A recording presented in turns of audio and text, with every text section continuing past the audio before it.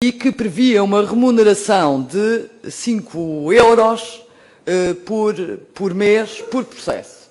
Isso deu aso, na altura, a uma grande contestação da Ordem dos Advogados e, na véspera de uma Assembleia Geral de Advogados, eu diria que há de ter sido para aí no dia 19 ou 20 de fevereiro de 2008, conseguimos fazer, eu já estava como vogal do acesso ao direito, consegui fazer um acordo com o Governo no sentido da alteração da legislação. Se essa legislação representou um avanço muito significativo em relação àquilo que estava proposto à data, não deixa de ser verdade que hoje é necessário revisitar a regulamentação. É necessário adaptá-la ao novo mapa judiciário, é necessário adaptá-la no sentido de serem pagas as deslocações aos advogados, mas também de ser atualizada a própria tabela de honorários.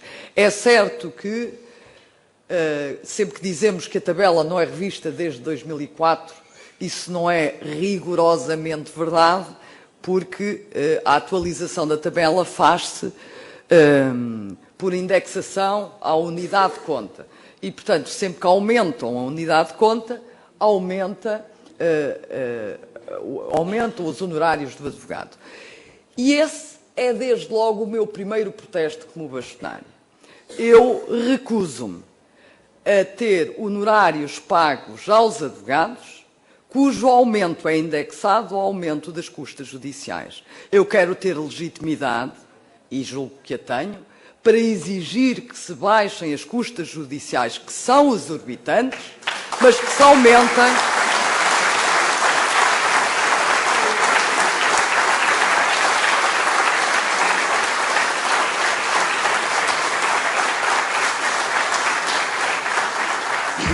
Mas dizia eu que eu tenho que ter legitimidade para pedir que se baixem as custas judiciais, mas que se aumentem os honorários dos advogados.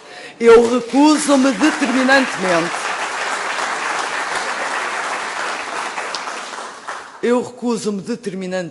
a esta ligação promíscua entre honorários de advogados e custas judiciais. Todos temos consciência, cada um de nós tem consciência, que é verdadeiramente insuportável o recurso ao tribunal para a esmagadora maioria das pessoas. E, portanto, meus caros, é preciso que a Ordem também denuncie isso. Hoje não é possível, se já era difícil em 2008, hoje, com a crise económica, com o afastamento geográfico dos tribunais, com a transferência de custos associados à justiça para o cidadão, é manifestamente impossível suportar as taxas de justiça com os valores que apresentam. Reparem que a Sra. Ministra da Justiça, houve uma altura em que eu publicamente denunciei o valor exorbitante das custas judiciais e a Sra. Ministra da Justiça referiu que eu estava a faltar à verdade, porque as custas, ela tinha mantido as custas absolutamente inalteradas. Mas se todos refletirem sobre a evolução das custas, verão que, paulatinamente, o Estado foi transferindo custos que suportava para os advogados e, por consequência, para os cidadãos, sem que essa transferência de custos fosse acompanhada de uma diminuição das custas judiciais. Todos somos do tempo, ou quase todos os que estou a ver aqui, em que os tribunais faziam as notificações, não havia sítios, havia papel, não é? E chegavam-nos os duplicados e chegavam-nos as notificações. Hoje aos colegas já não lhes chegam notificações, imprimem-nas no escritório, com o custo que está associado a essa impressão, com o custo que o Estado deixou de suportar, designadamente com o envio de cartas registadas. E esses custos foram transferidos para os advogados e, por consequência, para os cidadãos. Todos se devem recordar quando surgiu finalmente o Sítios, que foi uma grande inovação e ainda bem que surgiu. E para motivar as partes, ou seja, os advogados, a tramitar eletronicamente os processos, todos nós tínhamos o benefício que era a redução em 25% da taxa de justiça desde que tramitássemos nos sítios. E isso era uma justa compensação, exatamente por pouparmos ao Estado, que não tinha que fazer as notificações por via do correio, que não tinha que imprimir as notificações, que não tinha que imprimir os requerimentos, os duplicados e as cópias. Dos 25% passamos para os 10% e hoje, com o novo Código de Processo Civil, suportamos os custos, somos obrigados a tramitar eletronicamente e não houve qualquer decréscimo das taxas de justiça. E, portanto, essa transferência de custos associados à justiça, que representam uma poupança do lado do Estado, teriam necessariamente, sob o meu ponto de vista, teriam necessariamente que se traduzir numa redução de custas, tal como há uma redução que resulta desta reorganização judiciária. Hoje, com a concentração dos magistrados nos tribunais especializados, a Ministra da Justiça, na altura, disse que isso não foi determinante, mas não negou que, efetivamente, há uma poupança ligada e interrelacionada com esta reorganização judiciária. Pois bem, se é verdade que o Estado paga menos para administrar a justiça, não deixa de ser verdade que o cidadão que tem o tribunal a mais de 100 km, a mais de 50 km, paga mais para aceder ao tribunal. E isso tem que ter, naturalmente, uma tradução na redução de custas. Deixo para o último uma matéria que tem a ver com o regulamento da Caixa de Previdência dos Advogados e Solicitadores.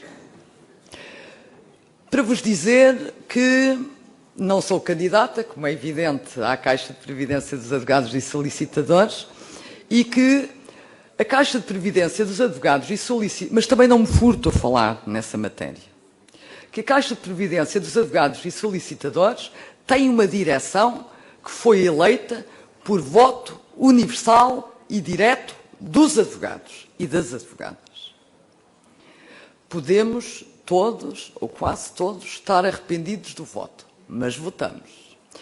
O Estatuto da Ordem dos Advogados diz que a Ordem dos Advogados representa os advogados portugueses em todas as matérias, exceto em matéria de previdência. E essa norma está intrinsecamente ligada com o facto de nós elegermos uma direção para a Caixa de Previdência dos Advogados e Solicitadores. Direção essa que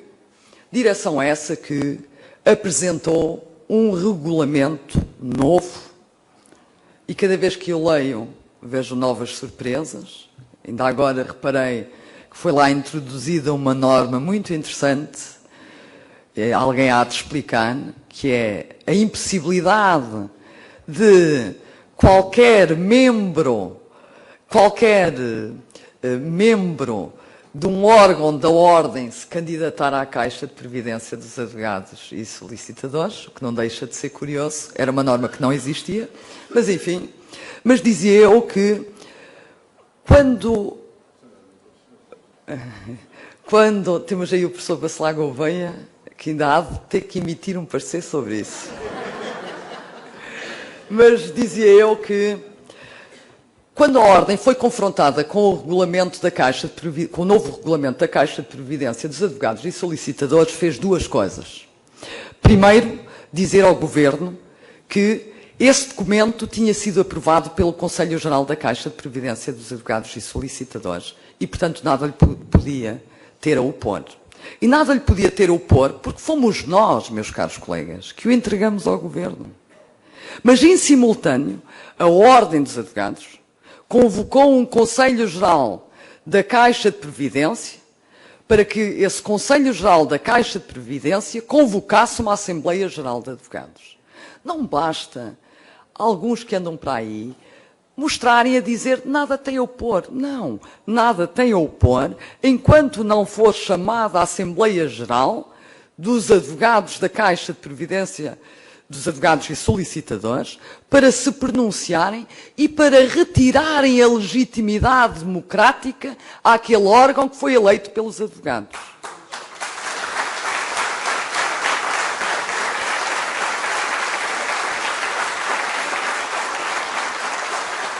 E foi por isso, meus caros, que em simultâneo foi convocado um Conselho Geral da Caixa de Previdência e foi designada uma primeira Assembleia Geral de Advogados.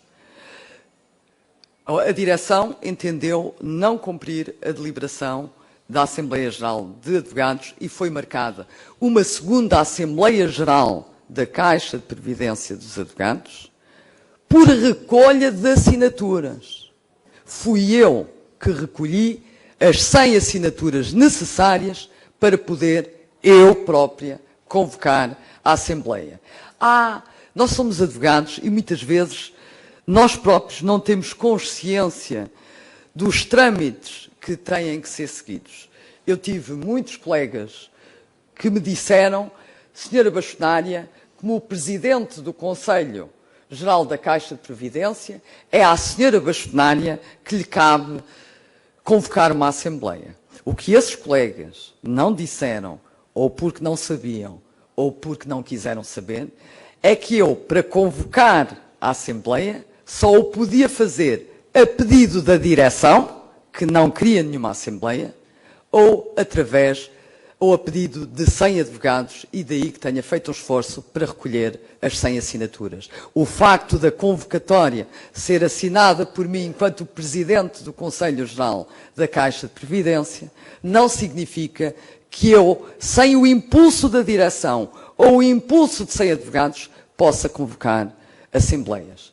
Deixei esta matéria por último porque, não fazendo parte da agenda de um bastonário, é evidente que com este novo regulamento, que representa um ataque cerrado à advocacia que eu sempre quis defender e que sempre representei,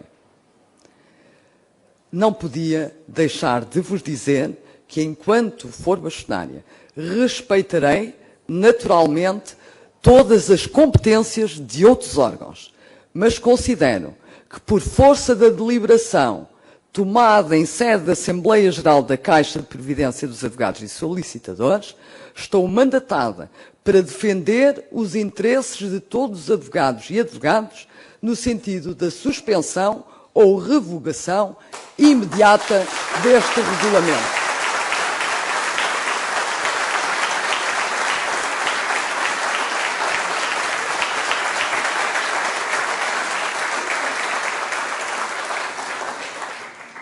Não vos quero amassar mais, já me estão ali a fazer sinal de que estou a falar demais, ali a doutora Teresa Teixeira de Sousa, eu registro, só para vos dizer, por último, que vocês ouviram aqui uma música, não sei se alguém viu o filme O Último dos Moicanos, era essa a música, fui eu que a escolhi.